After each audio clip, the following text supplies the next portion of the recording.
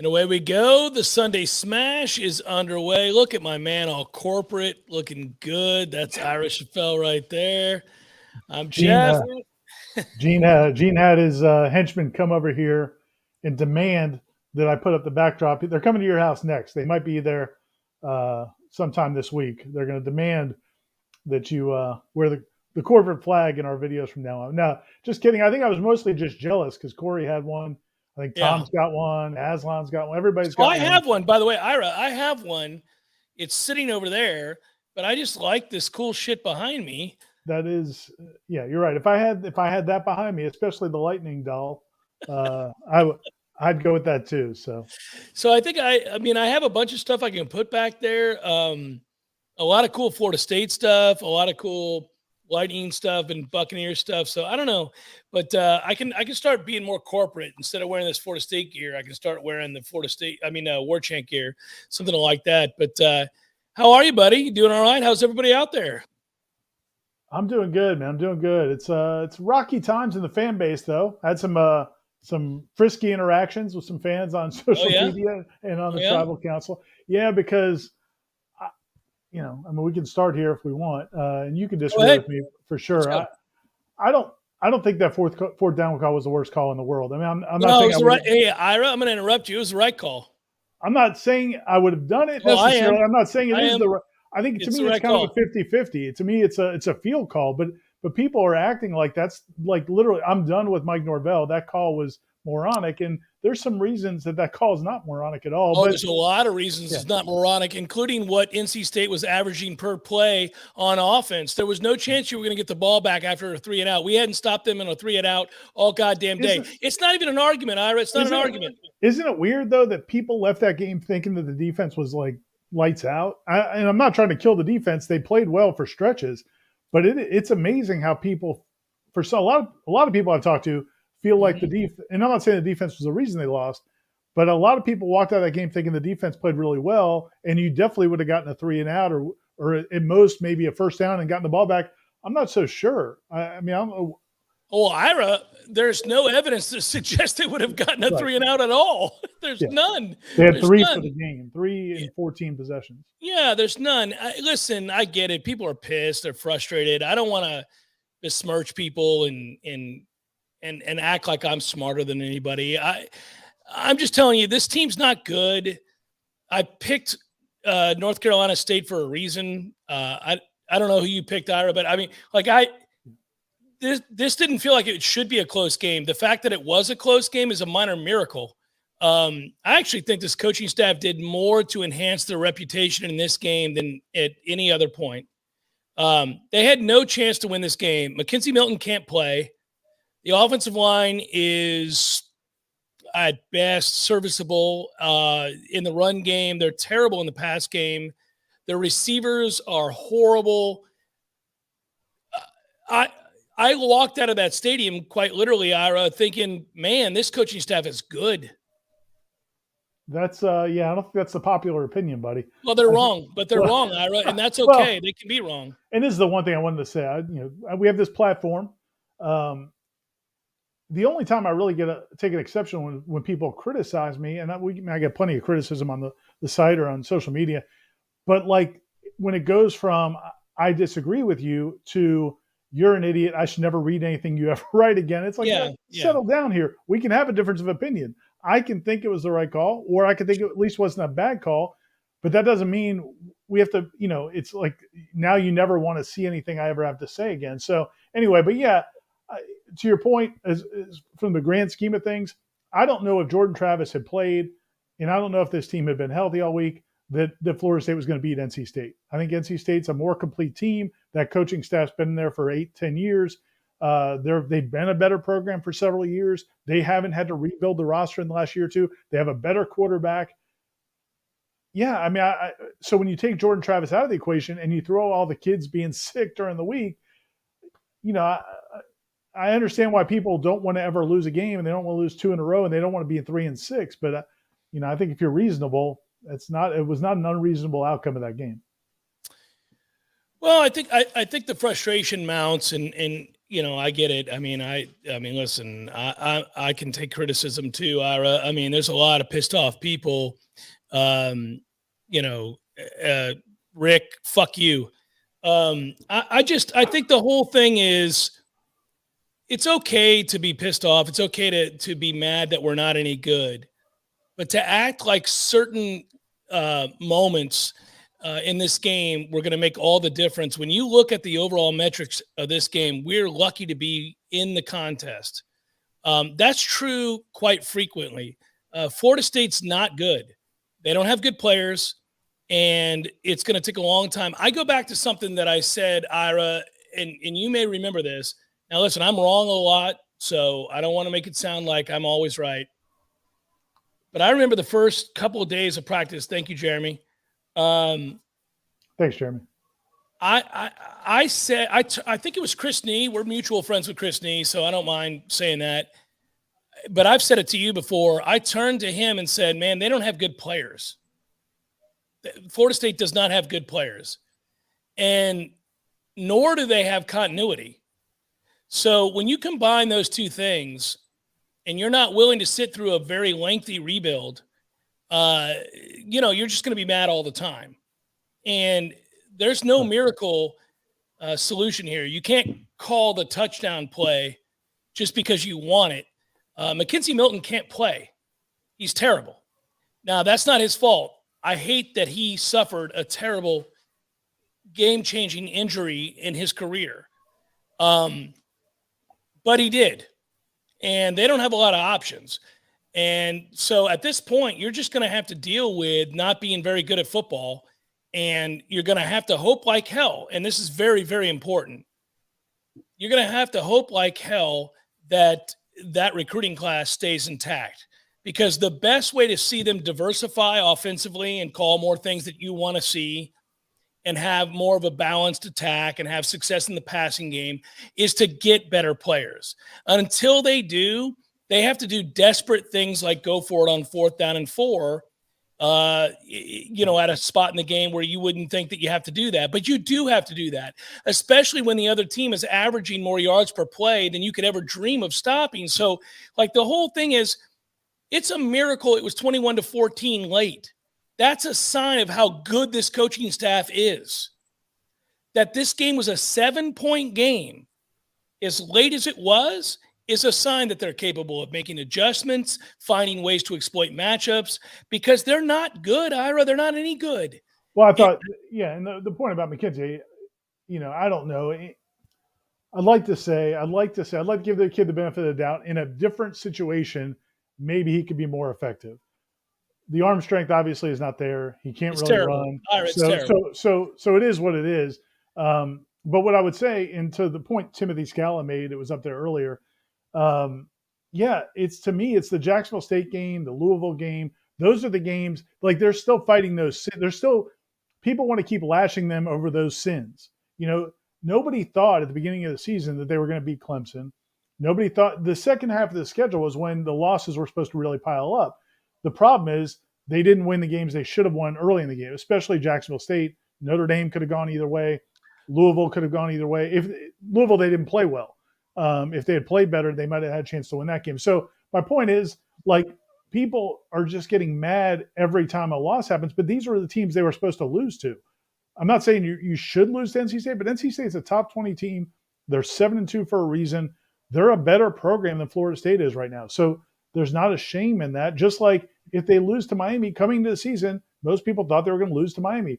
If they lose at Florida, and Florida's a train wreck right now, but if they lose that game, it's a game in Gainesville. Florida State doesn't usually win in Gainesville. But because the losses keep mounting, the frustration keeps mounting. Florida State was the better coached team on Saturday, Ira. NC State, facing a team with comparable talent, would have lost the game. I don't know what else to say. I mean, I think we're going to end up being really, really tired and really, really exacerbated because Florida State outcoached NC State in this game. Otherwise, it would have been 56-7. This is the stuff that used to piss me off with Bowden when he had a better team. So, watching Dave Doran do less is really frustrating, I think, if you're an NC State fan, because I think Florida State outcoached NC State. Florida State has very little going for it right now. What they do have going for them is with Jordan Travis, they do have a running game. And in these last 3 games, we've had some questions from some people are asking questions about the last 3 games. I think they have a better chance in any of those games than they did in this game. NC State and Clemson were the 2 best rush defenses you were going to face all season. They averaged like 3.3 and 3.27 yards per carry. These next 3 teams you can run the ball on, and Florida State, if they have Jordan Travis back, they can run the football. So it's just a totally different situation than playing 2 great rush defenses that weren't going to let Jordan Travis do what he does. One of them wasn't going to let him do what he wants to do. The other one, he didn't even play. If he's available in those 3 games against defenses that can't stop the run very well, you're at least going to be in games where you're going back and forth. And if your defense plays well, you've got a really good chance to win. Yeah, I think the defense is playing hard, playing pretty well. I thought Akeem Dent was terrible in this game. But, I don't know the flu situation this week, so I'm trying to give people a pass. You can't take that angle on that play. By the way, those are fucking screen passes. They're not meant to go 50 and 60 yards. So if you tackle somebody, that doesn't happen. But again, we don't know. The relative health of this team, it's tough. I get so tired of our fan base. They just don't recognize, and I'm being condescending, they don't recognize just how little talent this team has. And it's so frustrating to watch this group time and again come up short for a lot of reasons. I also think this is the most unlucky coaching staff in the history of coaching staffs. Nobody wants to hear that, Ira, but you know what I'm talking about. My goodness gracious, to inherit this bunch and then have a COVID year followed by a lot of things that have occurred that this is a long-term rebuild, a very long-term rebuild. They're not going to be good again next year, guys. They're not going to be good next year. So here's the deal. Can they be better? Yes, they can be better. And I think that's important that they get better, because I will start to question coaching if they're not better next year.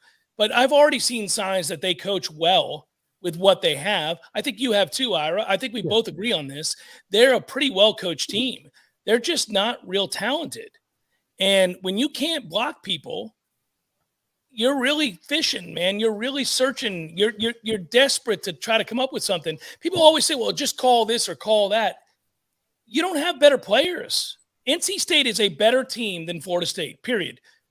Actually, I think a lot better team than Florida State. Now, I will agree with you. I think if Jordan Travis had been there, they could have won the game because their coaches outcoached NC State's coaches. They could have maybe won the game, but he wasn't there. And I'm not sure they would have won it. I'm not sure they would have, but they could have. I said they could have. Yeah, right. But you take him out of the equation. It is what it is. The other thing I wanted to talk about, I'm sure a lot of people want to ask about, because I've had questions on the boards and social media, is about Chubba. And if he had been there, if Chubba Purdy had stayed, if he had not transferred, would he have been a factor in this game? The only thing I would say, and I said last week, I don't think Chubba Purdy was necessarily the answer for Florida State quarterback. The one thing I would say, because McKenzie was so unable to run the ball, and that was just such a non-factor, and the offense couldn't get anything going in the first half, I thought, okay, well, maybe at least Chubba would give you a willing runner. But then when Florida State starts off with 2 touchdowns to start the second half, they figured some things out. They scored 2 touchdowns to start the second half. Chubba never would have played in this game. I don't think they would have made a change to him in the first half. And then they started moving the ball to start the second half. So I don't think he ever would have played. It would have been better if he didn't transfer with 4 games left in the regular season. But I don't. He would have played Saturday, Ira. He would have played. I don't know that he would have played, man. I think he would have got in the game. And the first 2 drives are so bad with McKenzie. He might have got a chance. It's possible. Just because they could have engineered the running game. That's the most semblance that they have. I agree with you that Chubb is not any good. But they might have had a chance to try it. It doesn't matter. They would have lost the game. I'm not mad. That's the whole thing. I'm mad at our fans. I'm not mad at this team. I'm not mad at this coaching staff. That's an unpopular opinion right now. That's fine. I actually think this coaching staff is kind of working miracles, guys. You don't want to hear that. I'm telling you, they're working miracles. They have zero talent on this team. There's a kid here or there that can play. I'm going back to what I said when camp started, and I'm gonna stick by it. I got mad at myself for moving away from it. The first week I was out there, I remember turning again to Christy and to you later on, Ira, and saying they don't have any talent. There's nothing out there that's unique. There's nothing out. Name the unique receiver. Name the unique offensive lineman. Name the unique quarterback. Name the unique defensive player. They don't have anybody that can play. They're not any good. They have a couple guys on defense. And I think so listen, you're right about that. Yeah. And they're transfers, Ira. They're transfers. Right. Well, I mean, this is what happened, man. And this is where I'm just like at a loss with people who are like, they want to make a change again, or they want. It's like the reason you're in this situation. The reason you're in this situation is because you had a coaching staff leave, you hired a bad coaching staff, you fired them in less than 2 years, you brought in a new coaching staff who has to rebuild the roster, not just because players weren't good, but because some of those players didn't want to play for them. I mean, there were two guys on that NC State team, Cyrus Fagan and Corey Durden. Fagan didn't play. They weren't kicked out from Florida State. They weren't this isn't where they wanted to be anymore. They had been through two coaching changes. They didn't maybe want to go through a third, or maybe they weren't happy with the way Mike Norvell runs a practice. It's not who they signed for. Well, there's 30 dudes out there like that. And I'm not saying they're all having success at their new schools, but they were guys on this roster who recruited to play at Florida State who, when you have coaching changes, they all leave or get run off. And that's what's happened. So now you've rebuilt it through young players, through the transfer portal, and here you are. But that's going to take a couple more years. Now, if you want to make a change again, I mean, you're more than welcome to be in this cycle for perpetuity. But no, you don't want to do that, man. No, you don't want to do that. Here's one thing this team doesn't do. Quit. They fight all the time. They make me proud. So if you guys think that I'm hard on this team, you're wrong. This group fights harder than most any team I see in the country. Did Florida fight the other night against South Carolina? No. They fucking laid down. If you watch our team, this team fights their ass off all the time. All the time. Until they get better talent, they're not going to win games like this. But they are completely flipped. That locker room has completely flipped. They have bought in completely with what this group does. Now, listen, at some point, I get it. You got to win games. I don't know what's going to happen the rest of the year. I actually suspect Florida State will not win another game this year. But I do think I see a difference in the way they compete, in the way they practice, in the way they care. So if you get an influx of better players, that ends up translating in wins. It's the Bowden quote that everybody likes to refer to, but I think he's right. At first you lose big, then you lose small, then you win small, then you win big. I think that's where they're at. They're losing small right now. They're losing small. They're fighting like hell. They just aren't good enough to win these games.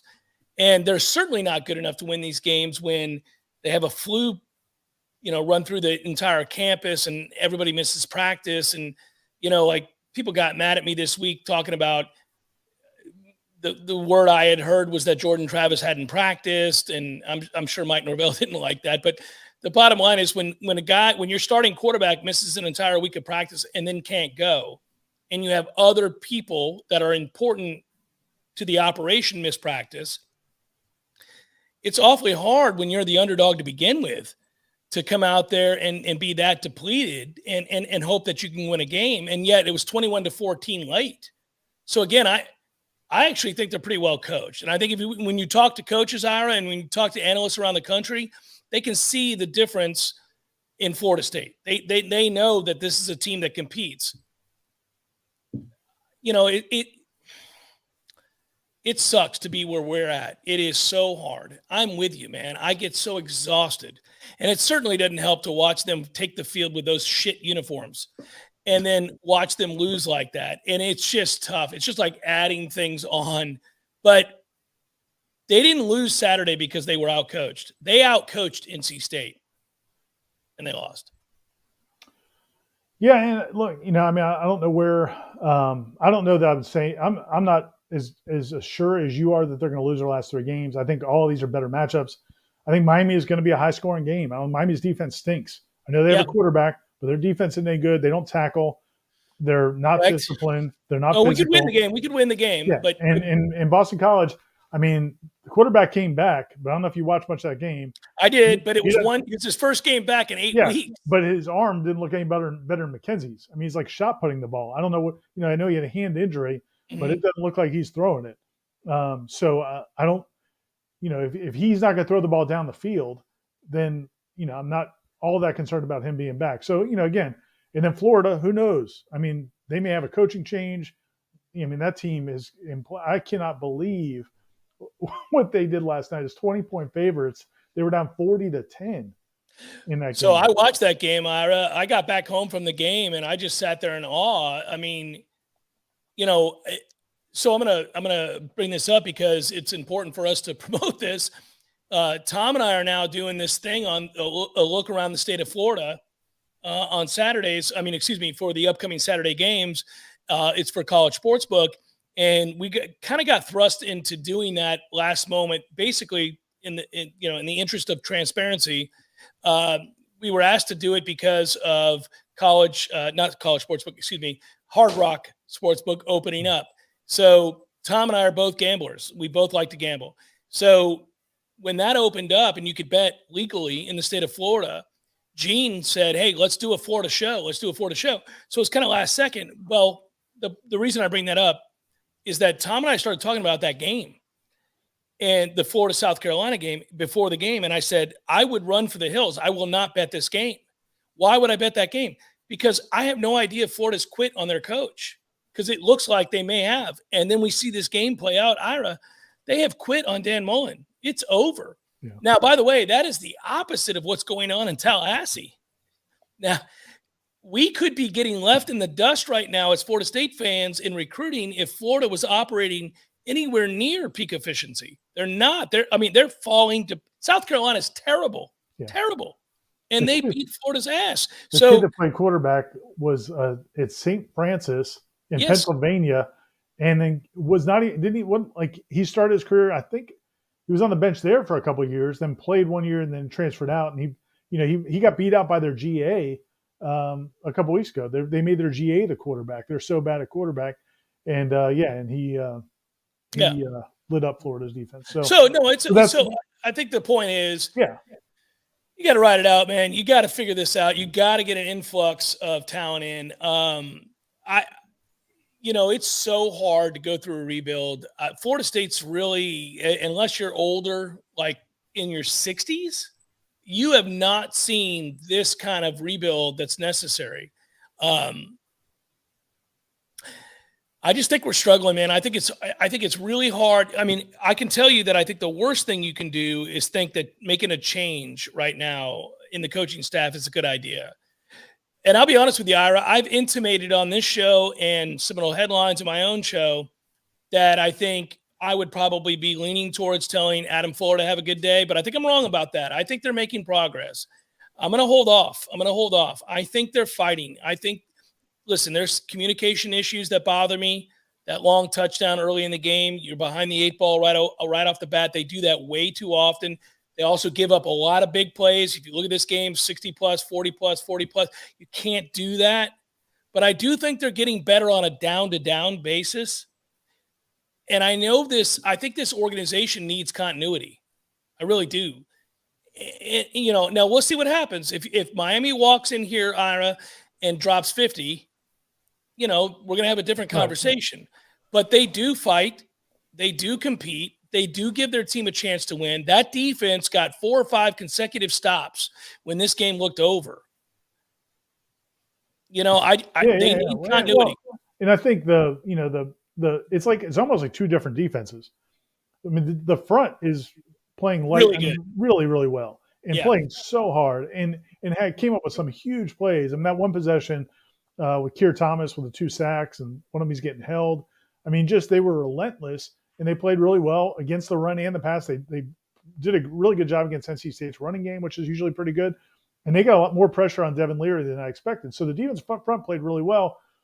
The tackling on the back end was so bad, but that hasn't really been characteristic. I mean, I'm not going to make excuses that it was strictly guys being sick or guys missing practice time or whatever it was. But there's got to be a reason they were that bad tackling wise. I mean, throwing theories out there, maybe knowing they didn't have Jordan Travis, a couple of the guys maybe knowing you don't have Jordan Travis and not feeling like you have a chance to win the game, whatever it was. I don't know what it was, but I thought it was out of character. We haven't seen the back end look that bad really since the third or fourth week of the season. And so that was disappointing. And if that doesn't get fixed this week, man alive. I mean, Miami's receiver, Rambo, and that quarterback, I mean, they could throw for 450 yards if they don't fix that. I think they will. But man, the tackling has to get a lot better. Yeah, the tackling was terrible in this game. And, I could focus on Akeem Dent. I mean, that's turn your pads in kind of moment. But again, I don't want to fault kids who went through a week of the flu. So I don't know. I just can't. I don't know what happened in terms of preparation. I know that it was probably very difficult this week. Frustration. Go ahead. Well, I was just going to say on that note, in terms of the illnesses, I mean, and again, not making this as an excuse, but talking to people around the program last night after the game, I mean, there was a feeling like, man, they were just glad they were able to play a football game and that they had guys, because there were that many guys who were either missed practice or had been sick throughout the week, and they didn't know which way it was going to go. So yeah, I mean, I think it's not fair to not pay. I know everybody, it's like we're in this world where, you can't make excuses. Well, I mean, the reality is the reality. I don't know how many people have had the flu or if you've been really sick. The idea of going out and playing a football game, I mean, good grief. So again, I guess I am making excuses, but I do think that probably played a part in it. And Corey said it right, Ira. I mean, the flu is a good excuse. Well, I mean, if you have the flu, it's awfully tough to prepare for a football game. And by the way, people will say like, well, can you start a guy that can throw the football? Listen, the quarterback room is limited. That's the only way to say it.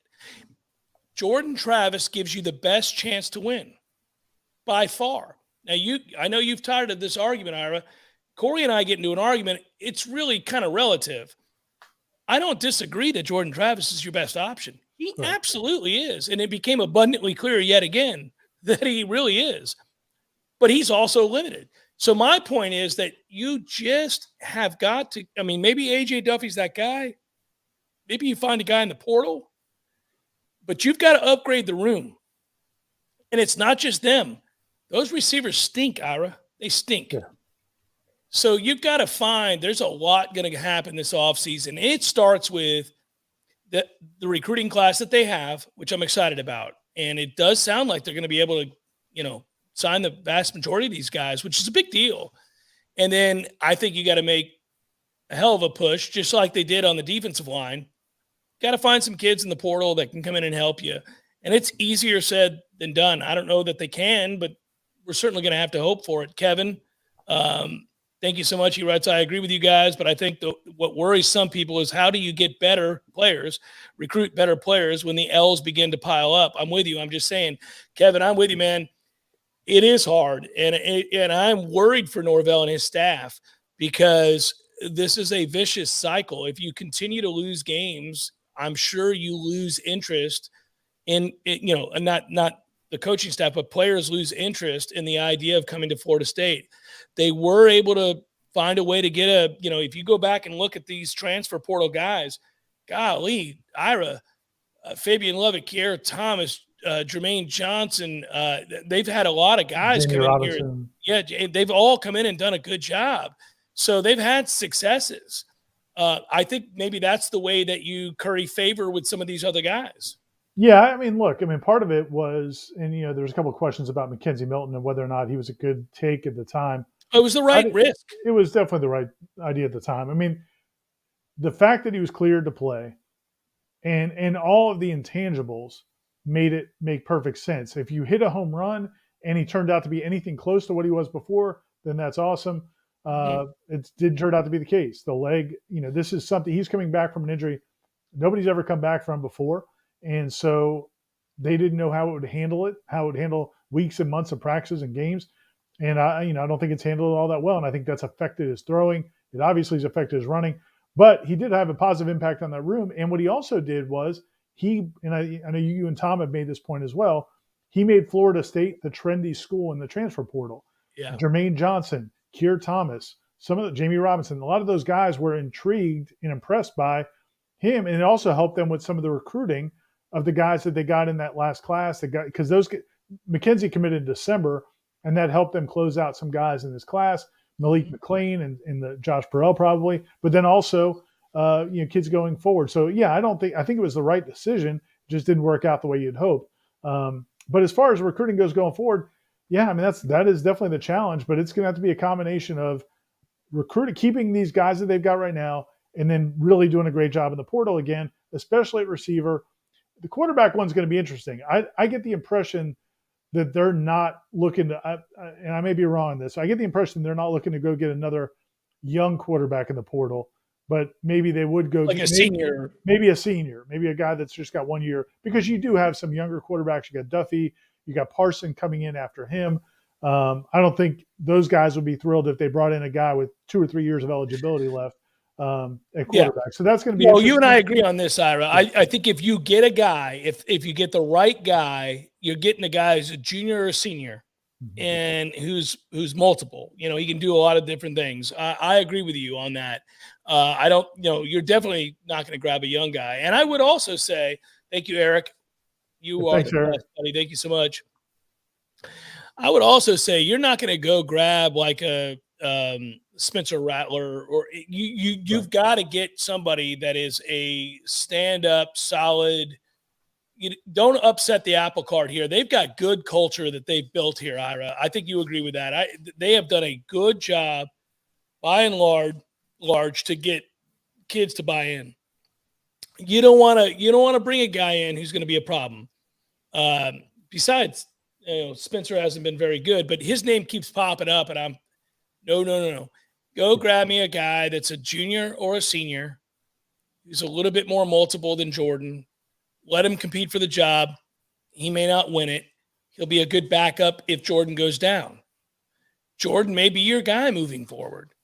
There are limitations as to what Jordan can do. We all agree on this. This is the argument. It's like he's your best option, but simultaneously he's limited.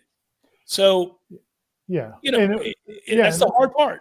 Right, but I also think you've seen quarterbacks. I'm not saying Florida State wants to go to this kind of offense, but you can go even more to the zone read and more to the. Oh, you can go completely to it, but I don't think they want to sell that, Ira. I'm not saying they want to do that, and I'm not saying they should, but I'm just saying I think they can modify some things for Jordan. And I don't know that he needs to be the answer in 2022. We'll see. You'd like to think they're going to have other options as well, but as far as this team and where they are for this year. Yeah, I mean, I just think that he gives, and that's the only reason I get tired of the conversation, because I just don't think they have any other good options, and we saw that. They don't. No, you're right about that, Ira. Yeah. I think I think you're right about this. I think we're just exhausted.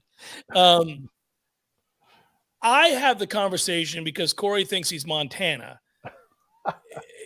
But the thing is Jordan Travis is a one-dimensional quarterback, and there are teams on our schedule that will always take him away. So your ceiling is very limited. That said, he is our very best option, and it's not close. It's not close. They have nobody else. So I think we agree. Right. And I do think that the reason I didn't get too mad about the Clemson game, and I wasn't super excited about their chances in the NC State game, was because I did think that those defenses were going to make it hard. Yeah. I don't know that these last three teams can take it away, is my point. None of them are good. Well, I would say this. If Florida cares to play at all, they could. But I agree with you. They may not. I mean, if they wanted to take it away athletically, they could. But I don't think they care to play. And Grantham is a terrible defensive coordinator, so you might be right. But Bottom line is we don't know what those other teams are prepared to do. I just know there are 2 or 3 teams on a schedule every year that could take what Jordan does completely away, and then you're fucked. So I just want to elevate the room. I want to elevate the room. And it comes across like I ripped Travis. It's not. He's your best player by far. He's your best. Had they had him yesterday, they might have won the game. They might have. Maybe. I don't know that, but they might have. They certainly were never going to win the game with Mackenzie Milton, who, by the way, can't play right now. Can't play. So, Thanks, Kevin. Oh, thank you, Kevin. You want to read that or you want me to? Yeah, I really like Norvell. I think he has proven to be a strong leader and has changed facets of this program that needed changing. As far as Fuller, I don't think you can make changes unless you have a home run hire lined up. Yeah, so this is I think we wrestle with this. Here's where I'm at right now, Ira. I said it earlier in the broadcast. I don't think I'd make a change anywhere. There are a couple guys that I worry about. I think I've intimated as much. You've heard me say it. I need certain guys to get better at recruiting, including Fuller. I think continuity is really important right now. And I don't know that I would make a change unless you've got a guy that is going to come in and make a big difference right now. And, the only way you know that is super agent has got to tell you. Yeah. So we both know the super agent we're talking about, right? He's got to tell you. Jimmy Sexton to tell you who to hire. This is it's worked out really well so far. But I'm saying if Jimmy says, "Hey, so and so is ready to roll," and you think he's better, maybe, but right. No, that's fair. And again, one of the things I do like about Adam Fuller, from what we've seen in the relationship, Randy Shannon helps out as well, and that staff. Watching the players again from a year ago to this year, it's night and day. I mean, there were games last season when they were getting blown the hell out. Nobody remembers what the games were like last year. I mean, yeah, you could say 3-6 and 3-6. This 3-6 looks completely different than last year's 3-6. Sure. And when they were getting blown the hell out week after week after week last year, I watched on the sidelines, and I didn't see a defense that really was connecting with Adam Fuller, was really connecting with the defensive coaches. They looked shell-shocked in most of those games. This is different. Like, these guys, they're communicating, they're talking, they're trying to come up with answers. You see adjustments during the game. You see adjustments. You see how hard they're playing for each other and for the coaching staff. That's all real positive. So, yeah, I mean, there's a risk making a change there because you don't know. It doesn't always work out. These guys, how many of these guys that you see around the country that get recycled as defensive coordinators that I remember Jimbo that's the guy, this is the guy I want. And they end up not hiring him for one reason or another. And then the guy ends up not being very good wherever he ended up going. South Carolina, buddy. I know where you're talking. Yeah. I mean, there's not a lot of sure things. And if you feel like this staff has found something with these players and you can reload the talent, then yeah, I could see sticking with it. At the same time, like you said earlier as well, yeah, I mean, you go out and give up 50 in these 2 of these last 3 games, then that could change people's opinions. Yeah, no, it's but so I don't hard. think that. But I don't see that happening. No, I don't see it happening either. I think it's important. By the way, I think Kansas City won that game over Green Bay after Aaron Rodgers shit the bed. I think they did 13-7. Thank you. Well, that's good because that's part of a 3-team parlay, everybody. No, I think that just stay in the course. Like, I don't think they're going to be a great team next year at all. I think that maybe they win 7-8 games. I mean, we're going to have to watch what happens in the portal.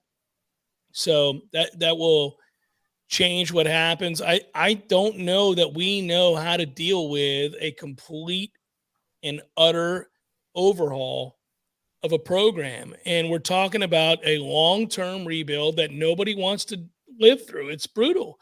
It's brutal because when you tell somebody like, hey, by the way, we suck this year and we're going to suck next year and we may suck the year after. I mean, God damn, how do you sell season tickets to something like that? Well, but and again, the other problem is that people are going to say, well, why is Tennessee turning it around? Or why are so-and-so? And they're not all equal situations. I mean, different Yeah, but Tennessee has been terrible for 20 plus years. Right. They're not just turning it around; they've been awful forever. And I mean, what they're 5-4. I know. I'm just saying that's what people are going to. Anytime, well, Arkansas is 6-3, and how can they do it? So I understand why people get frustrated because again, it's frustrating. This stinks. This is, it's hard. Yeah. And and the idea of staring that a year or two down the road. But I'm not a soul. I mean, man, just probably how I am. I mean, I'm just, again, I mean, I'm more wired to see the best, see the possible, what's possible, more than necessarily what the bad that can happen. But I look at, I think the running backs are quality. I think the offensive lines can be serviceable. If you get better quarterback play and better receiver play, that whole offense looks totally different. Defensively, I mean, you have to replace some of those guys, but I think you've got some nice pieces to work with. You're going to have to replace the guys, the transfers, and there's a couple other guys as well. I think because of the way college football is built today or runs today with the transfer portal and freshmen being able to play right away, which wasn't the case 20 years ago, they can come in ready to play because they're built physically now. The rebuild doesn't have to take as long as you think, is all I'm saying. I think they could get to decent next year and then, take a step to being really good in 2 years. I think that's reasonable. Yeah. Decent is 6-6. 6-6, 7-5, man. I mean, especially if you finish, if you finish 4-8, I think 7-5 is, you're going in the right direction. It's not great. And that's not looking at the schedule. I just know you have non-conference. You've got Florida. You've got LSU. In conference, you're going to have, you're going to have some tough games. So, I think 7-5 is reasonable next year. If they go 5-7 next year, then you're having a different conversation. Yeah. No. Listen, I'm listening carefully because I value your opinion. I think 6-6 and 7-5 is probably about the best they can hope for next year. If they go 4-8, man, you can stump all you want for Mike Norvell and the coaching staff. They're going to have a hard time keeping him. Look, there's nobody at these games. I mean, there's nobody. So I would agree with that. I would say if they go 4-8 next year, you are correct. Now that said, they still won't fire him. What they would do is they would wait one more year after that, in my opinion, and maybe they would have to. But listen, we're projecting, something that's it's a unknown scenario. I don't think they're going to go 4-8 next year. This recruiting class is huge. They've got to build some sort of momentum. Weldon writes, we definitely rally behind this coaching staff, but do you see any more decommitments from this class?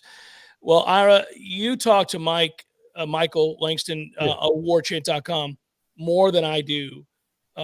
I'm not hearing that they're going to lose this class. They may lose a guy or two because that's every recruiting season. But are you hearing that? I mean, do you feel good about that? Yeah. I mean, as far as I know, I mean, I think there's one or two guys that they're concerned about.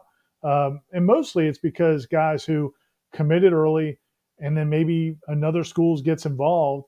There's a couple of kids that they've got that, like the Aluba, where Georgia comes in. Yeah. What are you do? Georgia's doing this to everybody. They're going in and taking everybody's recruits. How they're doing it, I don't know, but they're doing it. But if Alabama comes calling to one or two of these guys, that's going to, they're going to have a tough time keeping them. But I personally, and there was a question earlier about a comment earlier questioning their evaluation. I think they evaluate really well. I think Aluba is a perfect example. When they got a commitment from him, he's a 3-star. Not a lot of people were talking about him. He really took off during the camp season and had a really good year this year. And then Georgia comes in and they want him. There's other guys as well. And look at the kids that they signed in this class that are playing. Kevin Noles is a player. Amarian Cooper. Love that kid. Cooper is going to be a player. Josh Farmer is going to be a player. I mean, they've got some guys in this class that are freshmen. Malik McLean. I mean, they went out and got some really good players. And I think that's going to continue. Yes, they may lose one or two, but I don't think it's going to be because the team is struggling. I think it would be high profile schools come in that are having more success, and maybe they can steal them away. But the class isn't crumbling by any stretch. So I want to bring something up because I see a general consensus on the chat here that bothers me. The idea that Dillingham and the offensive staff are doing a poor job. Are you insane? They're working miracles. When I go back and I watch these games, and I do, and Ira does, and Tom does, I don't know if Corey does, but when I say that lovingly. Corey's busy with some Netflix. But when I go back and watch these games, they're dialing up plays. They're dialing up moments in time where teams have a chance. This team has a chance to succeed because of one-on-one matchups, one against none, one against one. They just don't have the players to make those plays. So there's a difference between not producing when you have good players, like when you have good players or a good offensive line and you don't score, it's easy, and rightfully so, to get mad at the offense coordinator. When you look at what Florida State's able to do, the halftime adjustments in this game, the three against one, what they did, that was a really smart adjustment.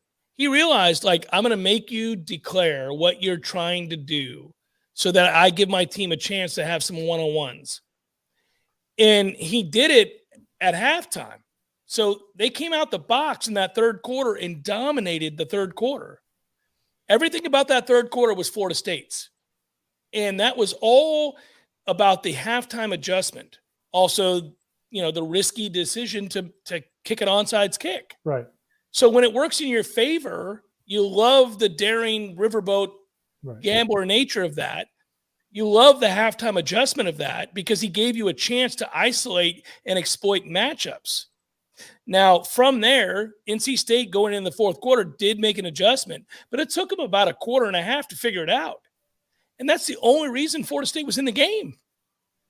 So I just can't get mad. I mean, I'm just not mad, Ira. I mean, the bottom line is, at the end of the day, I was actually proud of this team and this coaching staff after this game.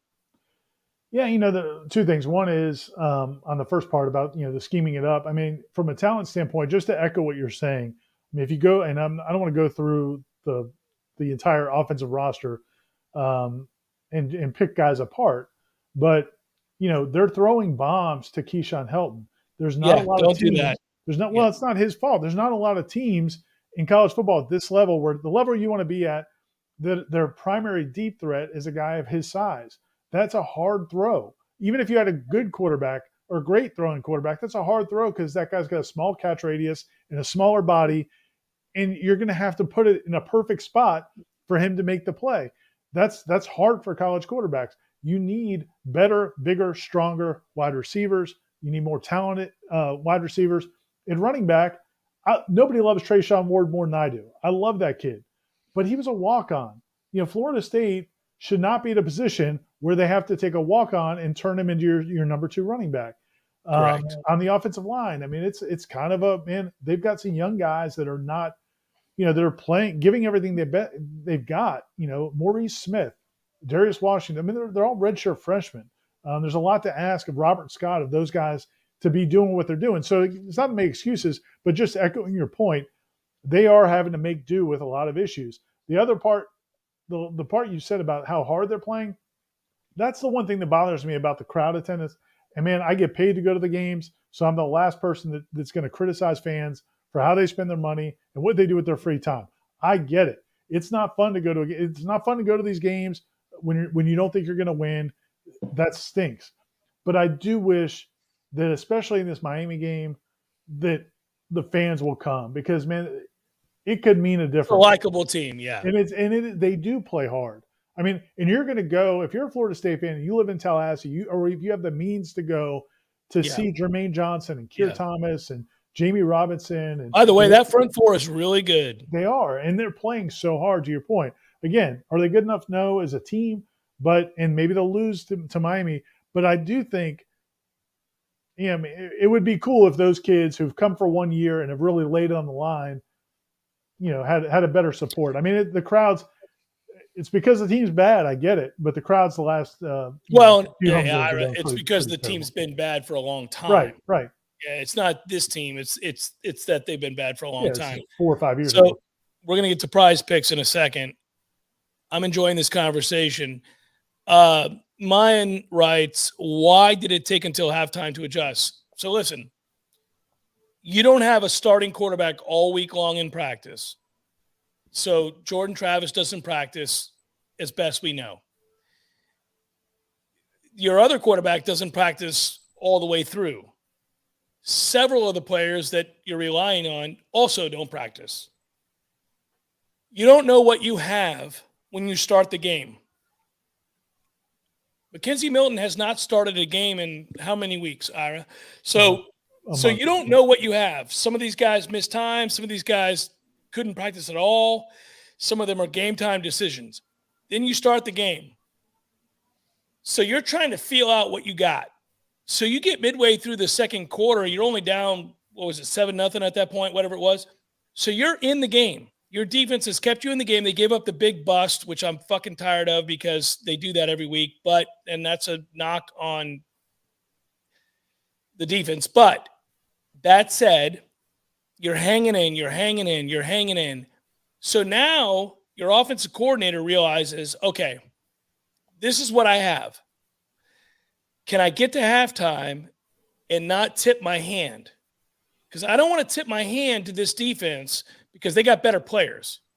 So if I can get to halftime and still be in the game, I'm not going to make a change. So I get to halftime. Now I make a change and say, this is what they're doing. I want us to want them to tell us, are they in man or zone? All right. So I'm going to run 3 stack over here. I'm going to run a single over here. So I got my burner over here to the right. If you're going to let me be in man, now I know what I can run. So he made incredible adjustments just to isolate one-on-ones. And that's why the game got close, because Florida State was able to pass the ball in the third quarter, and they have no business passing the ball because their offensive line is not good. Their quarterback in this game is not good, and they don't have great receivers. And yet they're having success because by formation, he isolated a defense who was not expecting it and made them declare, if you will, what they're doing. So that's great coaching. That's elite coaching. Now, at the end of that third quarter, NC State went, oh, got it. And they changed what they were doing. But you have to understand when you have very limited talent, I mean, it's really difficult. And just follow up on that note about halftime adjustments and in-game adjustments. It's a lot easier also to make an adjustment at halftime because you can take the guys. You're away from the field. You're away from the scoreboard. You can sit in that locker room and say, okay, guys, this is what we're going to do. We have to do this, this, this, and this. And it's easier for guys to understand it than as opposed to doing it on the sideline. And then your other point is very good as well. If you do that in the middle of the second quarter, now they can figure out what they're going to do at halftime. You're done. You're done. Yeah. So no, that makes perfect sense. And they had a shot. I mean, they did get 2 touchdown drives to start the second half. They got the onside kick, 2 touchdowns, got back in the game. Defense held them. They had a chance, just couldn't make enough plays down the stretch. But Prize Who'd Picks. you pick tonight, Ira? Well, first of all, man, I want to recap. So Prize Picks is our new sponsor, and first time I used them, the first time I used them was this past yesterday. I made a couple selections. I made an entry in the Florida State game. You have to pick between 2 and 5 players. Correct. Either over or under on rushing yards, passing yards, receiving yards, what have you. In the game for Florida State, I took Devin Leary, NC State's quarterback, to rush for less than, I think it was like 1.5 yards. So if he rushed for 2 yards, I was screwed. But if he rushed for less than 1.5, I'm gold. That's half of because that was one of my 2 selections. They did it perfect, man. They sacked him 3 times. He had well under 0 rushing yards. I nailed that one.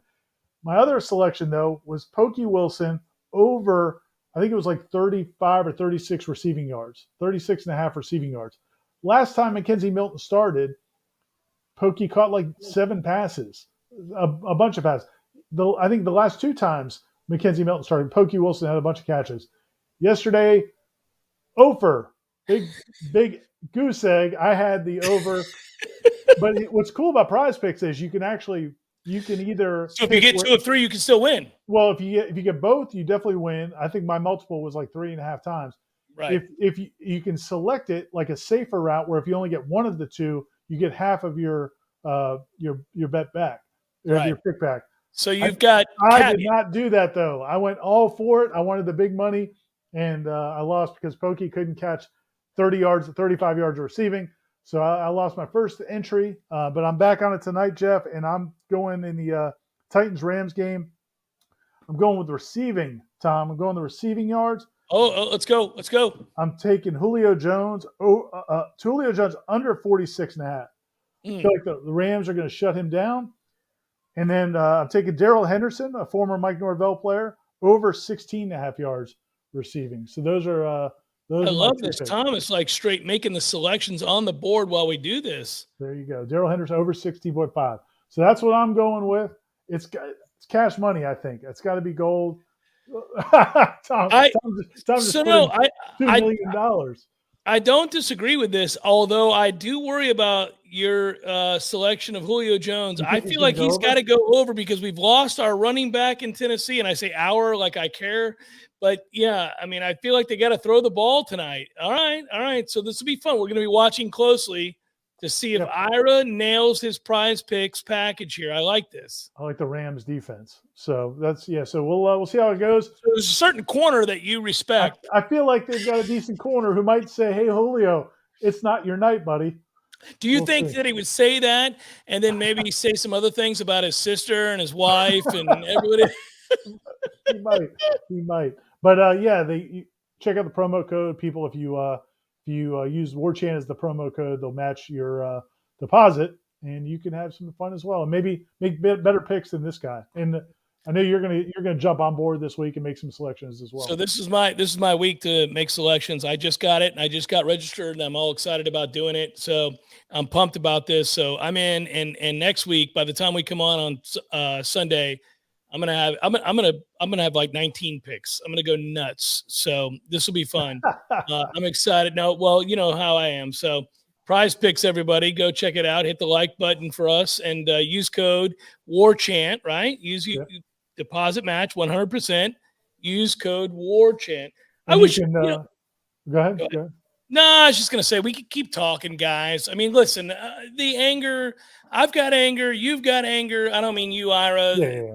The chatters. I mean, it's all right, guys. I mean, listen, we all love each other. We love Florida State. I just get so frustrated with this idea that you cannot be patient when it's plainly obvious that this is just not a talented team. And they've got a long way to go. And it sucks because they blew it up. You know, I mean, like, people get mad about Willie Taggart's situation. I get it, man. They gave Willie no time. The reason they gave Willie no time was so many things that have nothing to do with the field of play. Plenty that did, but plenty that did not. You're right. Yeah. And there was a lot of sorry stuff on the field, but there was so many things off the field, guys. And, you know, I mean, I think once you make the decision to start over again, the reason it's different than Mel Tucker at Michigan State, the reason it's different than all these other places that you're talking about is you're not now talking about 3 coaching staffs in 4 years. Right. 3 coaching staffs in 4 years is no way to build a recruiting class. So it's a different animal. And nobody wants to hear that, but that's the reality. And it's hard. I hate watching us lose, but I see so much progress. And I also know that we have I say I'm a Nole, guys. We've got no option at this point. And I'm not saying that's why you should stick with him. I'm saying we really don't have an option, and also I see progress. So I think the whole thing is Ira was right earlier tonight when he said, listen, if they're 4-8 next year, we're going to have a different discussion. I think that's true. But I also don't think they will be. And Ira, you have stated publicly and emphatically that you think Mike Norvell is a good coach. Right. I agree with you, by the way. I'm not sure about everybody on this staff, But I do agree that Mike Norvell is a good coach. Yeah, and when you think about the things you're looking for, and again, to your point about the difference between Willie Taggart, because everybody is going to bring that up all off season. Well, you fired the other guy. The difference was all of the things that we see that are positive in this regime were not positive in the other one. The coaches didn't get along. The coaches didn't trust each other. Willie Taggart didn't trust the coaches. They didn't like him. He was having to fire coordinators every year, making guys run schemes they didn't want to run. The players didn't respect the coaches. There was all kinds of crap going on inside the system. So you had to go with the nuclear option and make a change. None of those things are in place right now. They're not winning. They're not winning fast enough. That stinks. That's the number one objective.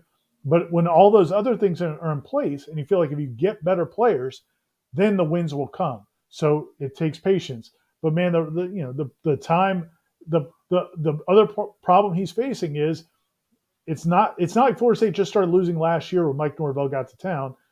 The point you made earlier, why people don't come to games, they started losing in 16 and 17. They really started losing in 18. It's gotten worse in 19 and 20. And now here we are they're trying to build it back up. But man, it stinks. It's been 4 or 5 years of this, and people are tired of it. King Mac writes, talent has nothing to do with that fourth down call and the play call against JSU. That's on the coaches. Oh, first of all, the fourth down call against NC State was the right call. Secondly, the JSU call, you're right, absolutely terrible. That's on Adam Fuller and the defense. 100%. Two different things. And that's the thing. Like today, some people come at me in the boards and say, "Oh, you want access? That's what you've got to back them up." No, man, we all killed Adam Fuller for that defensive call. It was a terrible call. I mocked it each of the next 2 or 3 weeks. Every time I saw somebody go to a prevent, I would tweet a picture making fun of it. It was ridiculous. It was a terrible decision. I'm sure he would like to have back. He's not going to admit that, but I'm sure he didn't like what we all wrote and said about it. So it's not like we're going to carry the water for them, but this was a different situation. I see what they were doing in that call. And the bottom line is there's no guarantee they win it either way. I mean, they were not the better team. You're talking about the fourth down call. Yeah, I'm saying. I'm talking about the Jacksonville State call. No. I guarantee they win the game. Oh, no, for sure. I switched. Yeah. No, you're 100%. Yeah. So, yeah, man, we'll criticize them. They deserve to be criticized. But every call that doesn't work out isn't the worst call ever. No. And also that fourth down call, percentage-wise, probably the right call. I don't know. I'm just not worried about that. I mean, we're getting into minutia. Fans are getting into should you, shouldn't you. Listen, they're not good. They don't have good players, and they're a long way off. You better hope this class sticks together. That's the whole thing. You got to raise the floor. So, Ira, it's always a pleasure, buddy. I'm sorry, man. I could do this for 3 hours tonight, guys, because I'm so tired of our fans, and they're so angry, and it's not an overnight fix, guys. I love you. I love you to pieces. And listen, you can tell me to go fuck myself. I get it, but I'm just telling you, they're a ways away. They don't have a lot of talent. I said that before the year began. I think it's abundantly clear, but they're a likable team. They play hard. They really do fight. I mean, my God, it's 14-0, and they're on the verge of getting boat raced. And the next thing you know, it's 21-14 because of good coaching adjustments and fight. NC State fans had to be thinking, why are we in a game? Why? Because if I flip it, if I'm an NC State fan in that moment, I'm like, why is this a game? Right. Why am I worried about losing this game? I mean, honestly, think about it. Go back and look at that. That's what I would be saying. Like, why are we in a game? Well, it's because the kids keep fighting and the coaching staff is finding a way to make it close. Now, we'll see this week. I hope like hell they're healthy and they get a chance to prepare properly because, Ira, you correctly pointed out, that's not a good Miami defense. You could maybe win a shootout. Miami doesn't like tackling. They don't like tackling. They're last in the country in tackling. So could this be because you're not going to stop them and it doesn't look like. So are we going to get 45, 42, something crazy? Could be fun. Last thing I want to say, King Mac just asked about the fourth down call again. And I want to make one last point because he said in throwing the ball on third down, that is one thing I would say. I did not like the third down call. I didn't. Well, no, the second down call, Ira, I agree with you. Yes. Second down and third down. Right. Second and third down, they throw the ball kind of down the field. It's, you got a chance. if you're going to go for it on fourth down, Right. then you need to know that early in the Yes. the down and distance. And if you're Agreed. 2nd and 4, man, you got to get something on 2nd or 3rd down to make 4th and 4, 4th and 1, or 4th and 2. So I will criticize him for that. Correct. By the way, catch the ball. Oh yeah, exactly. Like the fucking call is there. Catch the ball. You've got a senior receiver, and I don't think the rub route was run the way it needed to be run. Anyway, regardless, last thing I'll say, I just wanted to acknowledge I'm not backing up everything they did. I didn't like the call, especially the 3rd down, because they threw down the field. But man, but just because a call didn't work doesn't mean it's a bad call. Thanks, Kevin. Appreciate it. Be well. Hey, listen, Tom Lang, thanks for putting up with us. And Kevin, thank you. Be mad, angry, disappointed, indifferent, criticized, but there's a line between that and being disrespectful. Go Noles. I don't. Thanks, Kevin. Yep. Thanks, Kevin. Appreciate you. Ira, thank you, brother. Always fun. Oh, there it is. There it is. The all-time great one. Thanks, Tom. Thanks to all of you for watching very much. We do appreciate it. I know hey, listen, I'm terse. You guys know this about me. I'll say it. I'll call you out. You call me out. That's okay. We do love you. We do appreciate you. Thank you so much for watching. Be well. Have a great night, and we'll talk to you soon.